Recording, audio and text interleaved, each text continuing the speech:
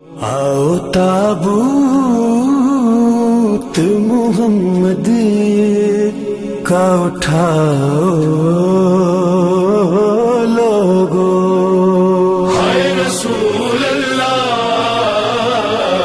ہائے رسول اللہ، آؤ تابوت محمد کا اٹھاؤ لوگو، اے کام برس رہے ہیں تابوت پر حسن کے، اے کام برس رہے ہیں تابوت پر حسن کے۔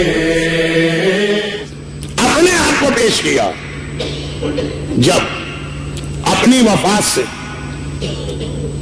2 یا 3 دن پہلے اس حالت میں مسجد میں آئے۔ دیکھیں، غدیر خم کے میدان سے آتے ہی رسول خدا بیمار پڑ گئے۔ اب یہ تحقیق فی الحال چھوڑ دیجئے کہ اچانک پیغمبر کو کون سی ایسی بیماری لاحق ہو گئی۔ ابھی حج کر کے آئے ہیں، اور حج بھی پیغمبر نے جس انداز سے کیا، جوان صحت مند آدمی اتنے جوش سے حج نہیں کر سکتا۔ رسول خدا کا وہ حج میں ہمیشہ مکے میں بیان کرتا ہوں، بڑا دلچسپ بھی ہے وہ واقعہ۔ 3 دن لگتے ہیں رسول کی حج کو لے کے، جو غدیر خم کے میدان میں پالان شجر کے منبر پہ اتنے اطمینان سے بیٹھا ہے کہ ہاتھ میں علی کو اٹھا رکھا ہے، مجمع بے جان رسول پورا خطبہ دے رہے، وہ مدینے آتے ہی کیسے بیمار پڑا، اور ایسی بیماری کے بستر سے اٹھنے کے قابل نہ رہے، بڑھتی جا رہی ہے بیماری۔ سفر کا مہینہ شروع ہو گیا، پیغمبر کے بخار اور بیماری میں اضافہ ہو گئے، یہاں تک کہ وہ مدینے والے جو صبح و شام پیغمبر کے چہرے کی زیارت کے عادی تھے، اور صبح و شام بھی میں غلط کہہ گیا، ہر نماز کے وقت مسجد میں آ کے زیارت کرتے، ایک دم زیارت رسول خدا سے محروم ہو گئے۔ میں نے کہا نا کہ مدینے میں سلمان جیسے اصحاب بھی ہیں، تڑپے جا رہے ہیں کہ جو ثواب اور فضیلت ہمیں روزانہ ملتا تھا، کئی کئی بار ملتا تھا دن میں، پیغمبر حجرے سے نکل ہی نہیں رہے، ایک دم مدینے میں اعلان ہو گئے۔ مدینے والوں، رسول خدا نے یہ اعلان کروایا کہ سارا مدینہ مسجد میں آ جائے۔ آج میں ان سے ایک مختصر خطاب کرنے والا ہوں۔ پیغمبر کا خطاب بھی اپنی جگہ ہے، لیکن اگر پیغمبر صرف اتنا بھی کہتے کہ آج میں 1 منٹ کے لیے اپنی جھلک دکھانے آیا ہوں، تب بھی سارا مدینہ دوڑ کے آ جاتا۔ تاریخ یہ کہتی ہے کہ مدینے میں رسول کی زندگی میں اتنا مجمع کبھی نہ ہو، ساری مسجد بھر گئی۔ 2 مہینے سے پیغمبر کی زیارت سے محروم، اور جب پیغمبر کو حجرے میں اطلاع ملی کہ سب آنے والے آ گئے، تو پیغمبر اپنے حجرے سے باہر تشریف لائے۔ بدن میں اتنی طاقت نہیں ہے کہ خود سے چل سکتے۔ ایک طرف سے مولا علی نے پیغمبر کے کندھے کو سہارا دیا ہے، دوسری جانب سے پیغمبر کے چچا بنو عباس کے جد امجد عباس نے سہارا دیا۔ میں نے کہا نا، حج اور غدیر میں پیغمبر کے جسم کی دنیاوی طاقت دیکھیے، اور صرف 2 مہینے میں پیغمبر کی یہ کمزوری اور ناطاقتی دیکھیے۔ کچھ تو ہوگا، لیکن خیر۔ اور یہ چند قدم کا فاصلہ، منبر رسول دیکھیے گا جا کے مدینے کی مسجد، اچھا آدھے سے زیادہ مجمع تو دیکھے ہوئے، اور حجرہ رسول کا دروازہ، چند قدم کا فاصلہ، شاید اس منبر سے یہ پلر تک کا، وہ طے کرنے میں پتہ نہیں پیغمبر کو شاید آدھا گھنٹہ لگ گیا، چلا ہی نہیں جا رہا۔ دونوں جانب سے سہارا دیا، پھر بھی پیغمبر سے نہیں چلا جا رہا۔ پیغمبر مشکل سے منبر کے قریب پہنچے، اور بڑی مشکل سے منبر پہ جا کے بیٹھے، اور کہا کہ اے مسلمانوں، میرا اصل موضوع 1432 ہجری کا ذہن میں رکھ کے بات سنیے گا۔ کہا کہ اے مسلمانوں، اب بہت جلد وہ وقت آ رہا ہے کہ میں رفیق اعلیٰ اپنے پروردگار کی بارگاہ میں جانے والا، اور میں نہیں چاہتا ہوں کہ کسی کا کوئی حق میری گردن پر ہو اور وہ قیامت میں مجھ سے پوچھے۔ اللہ اللہ، اس سے بڑھ کر رسول قبر و قیامت کی اہمیت کیا بتائیں گے؟ شفیع المذنبین ہے، قیامت میں تو صرف رسول خدا کی بادشاہت چلے گی، کہہ رہے لیکن کوئی وہاں مجھ سے حق نہ مانگے، میں اس لیے تمہارے درمیان آیا ہوں کہ اگر کسی کو زندگی میں میری ذات سے کبھی کوئی تکلیف پہنچے، ذاتی تکلیف، تو وہ آ کے اپنا حق یہیں پہ مانگ لے، قیامت میں مجھ سے سوال نہ کرے۔ اس سے بڑھ کر قیامت کی سختیاں پیغمبر کیسے بتائیں؟ اب سارا مجمع پھوٹ پھوٹ کے رونے لگا۔ دو جملے آپ نے سنے، نہ آج مسجد النبوی میں آپ بیٹھے نہ رسول خدا کی زیارت کر رہے، تو آپ کی حالت یہ ہے کہ آپ کے گریے کی آواز میرے کان میں آ رہی۔ اس وقت کی مسجد میں لوگوں کی کیا حالت ہوئی ہو؟ جب سے پیغمبر مسجد میں آئے تھے بعض لوگ اسی وقت سے رو رہے تھے۔ جائیے کبھی کربلا میں آپ، ابھی وہ گنبد ہی نظر آیا، آنکھوں میں آنسو آ جاتے ہیں، لوگ رو رہے ہیں رسول کو دیکھ کے۔ اور جب پیغمبر نے یہ جملہ ارشاد فرمایا، اب جو گریے میں اضافہ ہوا، مسجد میں کوہرام بپا ہوا، لوگ پلر اور دیواروں سے سر ٹکرانے لگے۔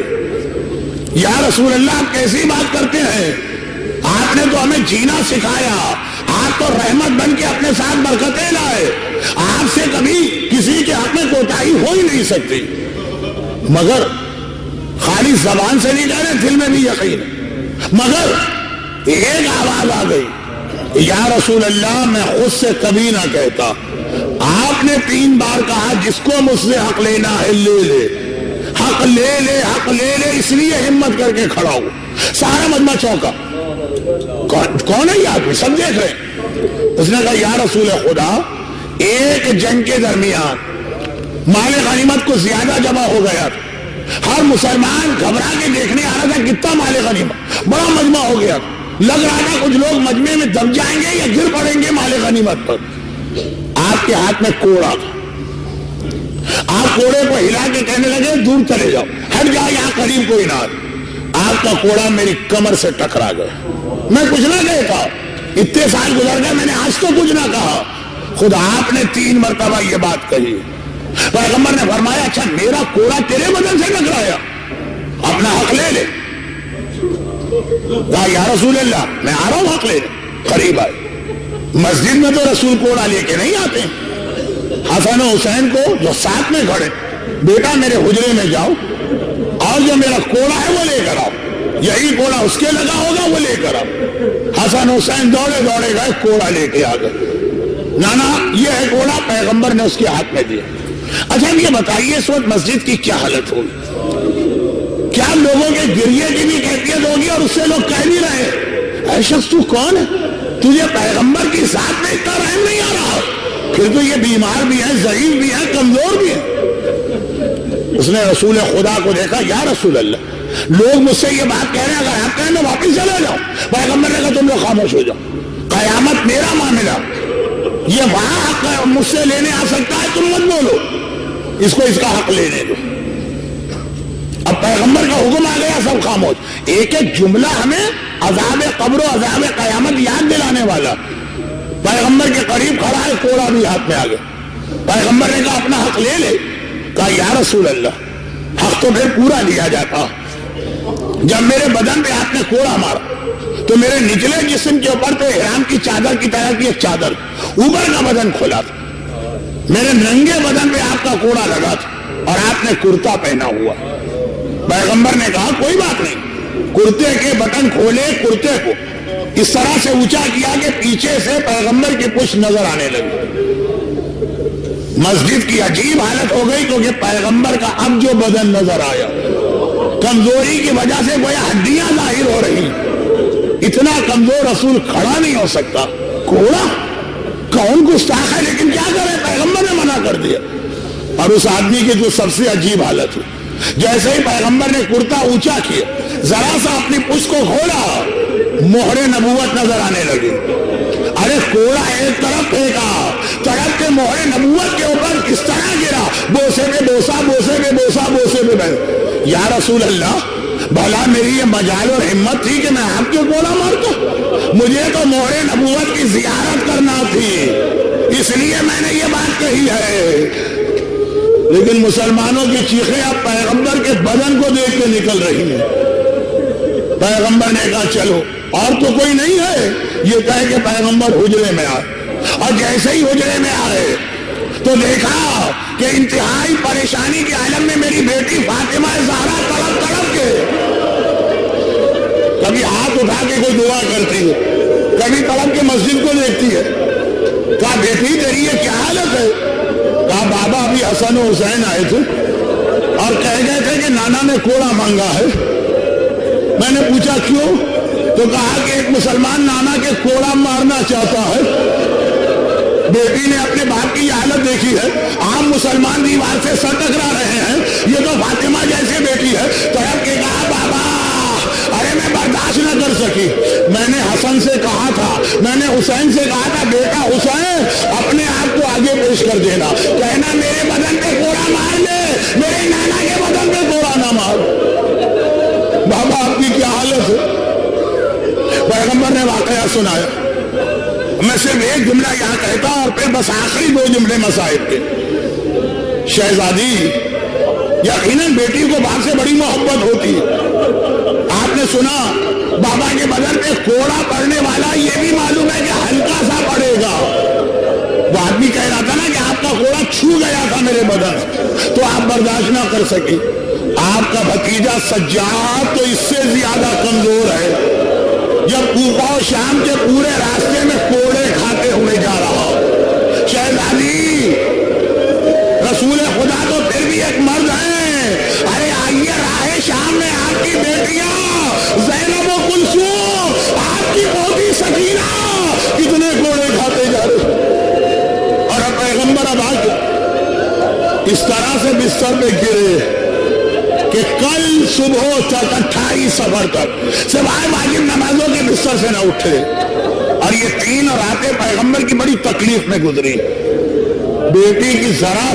بیٹی کے کان میں باپ کی ذرا سی آواز آ جائے، عام بیٹی کی کیا حالت ہے، یہ تو فاطمہ جیسی بیٹی ہے. اور یہ اہل بیت کا گھرانہ ہے. اہل بیت کے گھرانے کا مطلب آپ سمجھے. 21 رمضان کو میرے مولا کو نیند نہیں آ رہی. کلثوم نے دیکھا بابا بستر میں کروٹیں بدل رہا، گھبرا کے کہا بابا کیا تکلیف زیادہ ہے؟ کہا نہیں، مجھے ابن ملجم کے کرانے کی آواز آ رہی. ایسا لگ رہا ہے رسی کو زیادہ سختی سے باندھا گیا، جب تک کہ اس کی آواز بند نہ ہوگی اسے آرام نہیں آئے گا. علی کو آرام نہیں آ سکتا. جو اپنے قاتل کی آواز سن کے تڑپ اٹھے معاہدے میں، وہ بیٹی جب بابا کی آواز سن رہی ہے، ہر کروٹ پہ بابا کہہ رہا ہے تکلیف. بیٹی کی کیا حالت ہو. بڑی مشکل سے 28 صفر کی صبح پیغمبر کو 3 دن بعد اتنا آرام ملا کہ آنکھ لگ گئی. لیکن اللہ اللہ ادھر پیغمبر کی آنکھ لگی، ادھر دروازے میں کسی کی دستک کی آواز آئی. 3 دن میرا بابا تکلیف سے تڑپا. گھبرا کے فاطمہ نے آہستہ سے پوچھا کون ہے. آواز آئی میں رسول خدا سے ملاقات کرنا چاہتا ہوں. شہزادی نے کہا 3 دن کے بعد میرا بابا 1 لمحے کے لیے سویا. ابھی میرے بابا کو بے آرام نہ کر، تھوڑی دیر کے بعد آنا. خاموشی. پھر ایک مرتبہ آواز آئی. شہزادی نے پوچھا کون ہے. وہی بول رہا پیغمبر سے ملاقات کرنا چاہتا ہوں. شہزادی نے کہا ابھی میرا بابا سویا، تھوڑی دیر میرے بابا کو آرام کرنے دو. 28 صفر یعنی کل کا دن. جو ساری زندگی آپ نے مسائل سنے یہ کل کے مسائل ہیں. ایک بار تیسری مرتبہ بھی جب وہی آدمی کہتا ہے، فاطمہ کو جلال آ گیا. کہا کہ اے شخص میں بار بار بتا رہی ہوں میرے بابا کو بے آرام نہ کر. اب پیغمبر نے آنکھیں کھولی. فاطمہ بیٹی سے آنے کی اجازت دے. یہ وہ ہے کہ جب سے کائنات بنی ہے آج تک کسی کے دروازے پہ نہیں روکا. اس نے آج تک کسی سے اجازت نہیں مانگی ہے. یہ انبیاء کے دروازے پہ گیا، یہ اولیاء کے دروازے پہ گیا، یہ اوصیاء کے دروازے پہ گیا، یہ مقربان خدا کے دروازے پہ. آج تک کسی دروازے پہ نہیں رکا. لیکن یہ تیرے گھر کے دروازے کا احترام ہے. آنے والا بھی اپنی مرضی سے نہیں آیا، خدا کے حکم سے آیا ہے. لیکن پتا ہے خدا کے حکم پہ بھی عمل نہیں ہوگا جب تک کہ مرضی زہرا اس کے ساتھ شامل نہ ہو. بیٹی یہ ملک الموت ہے. فاطمہ نے کہا اچھا آ جا. ملک الموت آیا، رسول خدا کو لے کے گیا. ایک بار بیٹی نے دونوں ہاتھوں سے سر پیٹا. آئے میرا بابا مارا گیا، ارے میں یتیم ہو گئی. آئے یتیمہ فاطمہ. शहजादी मैं आपसे गुस्ताखी नहीं कर रहा हूं, लेकिन कम अज कम इस वक्त, थोड़ी देर बाद के मसाइल तो मैं पढ़ रहा हूं, कम अज कम इस वक्त जब बाबा मारा गया और आपने हाय में यतीम हो गई की फरियाद की, आपको ये फरियाद तो करने, इस वक्त तो फरियाद करने दी गई ना। एक वो करबला की यतीमा थी, इधर कहा मेरा बाबा मारा गया, उधर से शिमर का तमाचा पड़ा, इधर से किसारे साहब का घोड़ा पड़ा, और वो आखिरी जुमले। लेकिन फातिमा के मसाइब भी कम नहीं है। अभी थोड़ी देर गुजरी है, आवाज आती है फातिमा घर का दरवाजा खोलो वरना हम तुम्हारे घर का दरवाजा जला देंगे। हाय फातिमा, थोड़ी देर पहले मलकुल मौत रुक गया, हुक्म खुदा से आने वाला कहता है कदम आगे नहीं बढ़ा सकता, ये कौन है? एक मर्तबा फातिमा ने कहा घर का दरवाजा नहीं खुलेगा। यकीन है फातिमा को जब मलकुल मौत मेरी इजाजत के बगैर नहीं आ सकता। अरे मलकुल मौत तो छोटा, मेरा बाबा कायनात का सरदार जब तक उसे इजाजत न ले मेरे घर में दाखिल नहीं होता। आने वाले ने खाली धमकी नहीं दी, एक बार आग जला के इस तरह दरवाजा खोला कि अपने हिजाब को बचाने के लिए फातिमा दरवाजे के पीछे गई। खाली दरवाजा न खोला, फातिमा के बदन पे कोड़ा पड़ा, पसलियां टूटी, मोसी शहीद हुआ और बेख्तियार फरियाद की बाबा सुब्बत अलैया मसाइबो लो अन्ना सुब्बत अलैया सिरना लिया। बाबा आज आपकी वफात का दिन नहीं आया, फातिमा के मसाइब शुरू हो गए, इतनी मुसीबतें के दिनों रातों में बदल गया। मेरा मजलूम आका ज़हरे दगा से शहीद होने वाला आका, जोदा इब्ने अशस इब्ने कैस हसन मुश्तबा की दूसरी बीवी, हाकिम शाम ने कई तरीके इख्तियार किए हसन को शहीद करने के। हर मर्तबा नाकामी हुई, लेकिन हर जहर अपना असर जिस्म में छोड़ता, हर बार कलेजा कटता, हर बार हसन को उस जहर की तलखी का सामना करना पड़ता। आइम्मा ताहिरीन में कोई ऐसा नहीं है जिसे 7 मर्तबा जहर दिया गया। हर जहर अपने असरात लेके आता है, रोज बरोज हसन कमजोर होते जा रहे हैं। 6ठी मर्तबा का जहर जब नाकाम हुआ, अब एक बार आका अब्बास ने हाथ जोड़े और कहा मौला हसन मुश्तबा, अब तक मैंने आपकी बात मानी थी, लेकिन अब मैं आपसे दरख्वास्त करता हूं कि मुझे वो पहरा कायम करने दें कि किसी को आपके करीब मैं ना आने दूं। सारे रास्ते बंद हो गए, खाने में जहर मिलाया, लाठी के अंदर, लाठी के नीचे लोहे का टुकड़ा जहर आलूद करके रखा गया, सारे तरीके अब नाकाम, अब बाहर का कोई आदमी नहीं आ सकता। अब अब्बास का पहरा,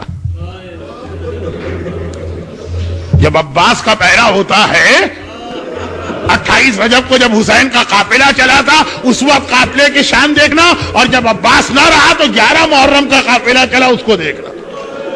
अब्बास का पहरा आया, अब्बास किसी को हसन के करीब नहीं आने देगा। हाकिम ने कहा क्या तरीका इख्तियार किया जाए, अब तो घर के किसी आदमी को मिलाया जाए।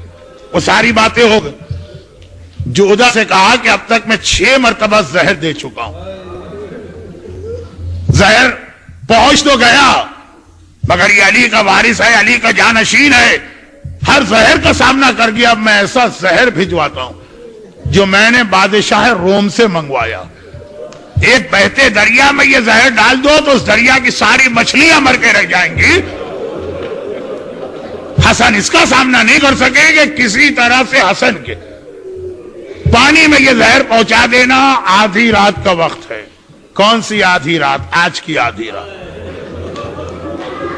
10:30 तो बज चुके हैं। आधी रात के करीब हसन सो रहे हैं और सोते वक्त भी बड़ा सख्त पहरा। क्या मतलब? हसन के बिस्तर के एक तरफ हुसैन का बिस्तर और दूसरी जानिब ज़ैनब का बिस्तर। भाई और बहन अपने हिसार में लेके अपने बड़े भाई और सरदार को सो रहे हैं। जोधा आहिस्ता आहिस्ता आती है वो मलऊना, और एक बार हसन के सरहाने जो पानी की सुराही रखी, थोड़ा सा जहर उसमें डाला और इसी तरह आहिस्ता से चली गई। اچانک، اب یہ ساری چیزیں معصومین کے علم میں ہیں، اچانک حسن مجتبیٰ کی آنکھ کھلی، اور ایک مرتبہ حسن مجتبیٰ نے سرائی کی جانب ہاتھ بڑھایا، زینب کی آنکھ کھل گئی، کھٹکے سے سوتی تھی زینب، بھائی نے کروٹ بدلی، زینب کی آنکھ کھل گئی۔ دیکھیں ایک بات یاد رکھیے، زینب حسین سے جو محبت کرتی ہیں، حسن سے بھی کم محبت نہیں کرتی ہیں۔ گھبرا کے کہا بھیا یہ زحمت کیوں کر رہا، میں تجھے پانی پلا دوں۔ حسن کو پتا ہے نا پانی میں کیا، حسن نہیں چاہتے کہ زینب کا ہاتھ اس پانی کو لگے۔ زندگی میں کبھی زینب کو یہ خیال زندگی بھر رہے گا، ہائے وہ پانی تو میں نے خود بھائی کو دیا تھا۔ بہن دیکھیں، بہن وہی سوال کر رہی ہے جو ایک بہن کو کرنا چاہیے، بھیا زحمت نہ کر، میں یہ پانی کا نہیں بہن، اس وقت بحیثیت امام حکم دیتا ہوں رک جاؤ، بہت کمزور ہے میرا امام، کروٹ نہیں بدلی جا رہی لیکن سراہی سے پانی کوزے میں لیا، پانی کو دیکھا، یہ پانی کی دعا تو نہیں ہے جو حسن پڑھ رہے، انا للہ و انا الیہ راجعون رضن بقضائک و تسلیما لامرک ارباب ازا، یا یہ جملہ حسین نے اصغر کا لاشا اٹھا کے پڑھا یا حسن مجتبیٰ نے پانی کا کوزہ لیا؟ ایک بار پانی پیا، صرف ایک گھونٹ لے سکے، کوزہ ہاتھ سے پھسل کے گرا، حسن بستر پہ الٹ کے گرے، قریب تشت رکھا ہے، زینب سے پوچھئے شہزادی وہ تلہ زینبیہ پہ کھڑے ہو کے حسین کی شہادت کا منظر، اور آج روضہ رسول کے قریب بیت حسن کا یہ منظر، کلیجہ ٹکڑے ٹکڑے آ رہا ہے، حسن مجتبیٰ کا کلیجہ نہیں، بھائی کا کلیجہ بہن کے سامنے کٹ کے گر رہا، بھائی کا کلیجہ بہن کے سامنے کٹ کے گر رہا۔ عجیب زندگی ہے زینب کی، کبھی یہ منظر دیکھا میری آنکھوں کے سامنے بھیا کا کلیجہ، اور کبھی وہ منظر دیکھا حسین کے سینے پہ شبر سوار ہے اور خنجر چلا رہا، گھبرا گئی زینب۔ حسن اور حسین اور زینب نے آقا حسن کو لٹایا، اور ایک مرتبہ حسن نے کہا زینب بہن ام فروہ کو بلا کے لے آنا، ام فروہ آتی ہے، عجیب منظر دیکھا، پائنتی گھڑی ہے مگر اکیلے تو نہیں آئی نا، 13 مہینے کا قاسم ماں کی گود میں ہے۔ حسن نے کہا فروہ ایک وصیت کر رہا ہوں، یہ تعویذ لے لو، میرے قاسم کے بازو میں باندھ دو، جب میرا قاسم کسی بڑی مصیبت میں پھنسے تو یہ تعویذ کھول کے دیکھ لینا۔ حسن دنیا سے جا رہا ہے مگر ابھی بھی کربلا یاد آ رہی ہے، ہائے کربلا جہاں میرا حسین اکیلا رہ جائے۔